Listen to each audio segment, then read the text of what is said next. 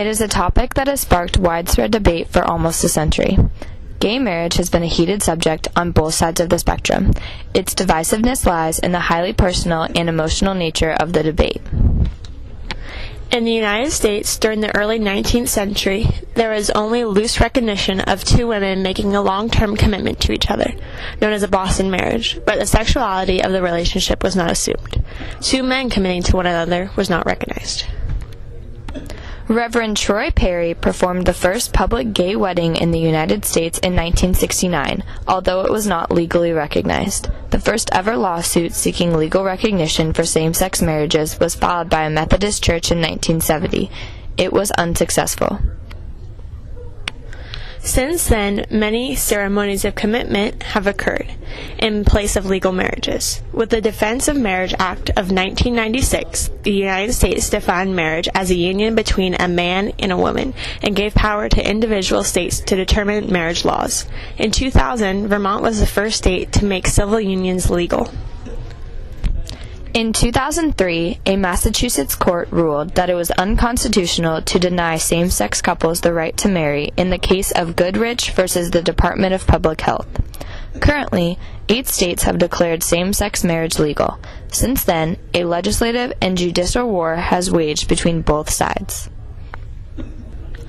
There are clearly two extreme edges fighting for the legality of gay marriage and fighting against it, but much of the debate comes from the middle of the argument. Well, my thoughts are that I think that people should be able to enter into legal agreements, and I think that that is something that we should encourage, particularly in the case of insurance and other areas, decisions that have to be made. I just believe in the unique status of marriage between man and woman, and I know that we have a respectful disagreement on that issue. In my family, I think that I believe that a marriage should be between a man and a woman. No offense to anybody out there, but that's how... The definition of marriage is a major topic for those who oppose gay marriage. Many bloggers and people from various political and religious backgrounds believe that marriage is based off of the ability to naturally procreate. With gay marriage, natural procreation is not possible. Also, with the Defense of Marriage Act, legislation states that marriage is between a man and a woman. Marriage is a concept, like this is a pen. Right. And we can say, well, this is not a pen, it's a shoe. Well, no, it's not a shoe. A pen has certain qualities and certain characteristics that make it what it is.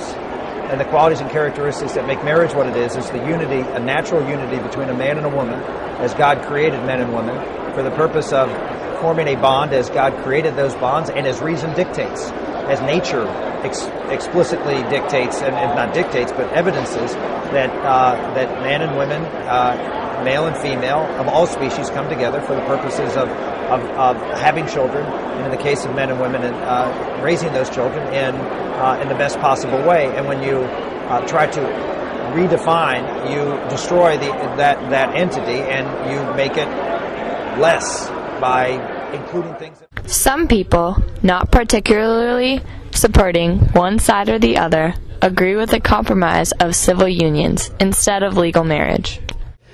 Why would a same-sex couple want to get married, and what are the benefits? Well, there are different kinds of benefits. Sometimes there are legal benefits to getting married, but primarily what we hear from couples is that they're looking for something else. They're looking for an expression of love and commitment to the person they're marrying. They want to do it in front of the people that they love, their friends and family members, so that those people can help them create this new family, this new kind of relationship, and in many cases they're looking to give greater security to their children if they have them, or sometimes they're thinking they want to have kids, so that's why they get married. Are there psychological benefits? Yes, same-sex couples report feeling much more socially included. They feel more normal in the context of a society that now recognizes their right to marry. They sometimes report feeling a greater sense of commitment to their partners, to the person that they married, their new spouse, and they think their kids have psychological benefits as well in terms of feeling more secure. Supporters of the legalization of gay marriage look to previous legislation. Much of the opposition does as well. They say that legalizing gay marriage is an issue of civil rights, much like the black civil rights of the 1960s, and the later fights to legalize interracial marriage. Many of those who support gay marriage cite the 14th Amendment.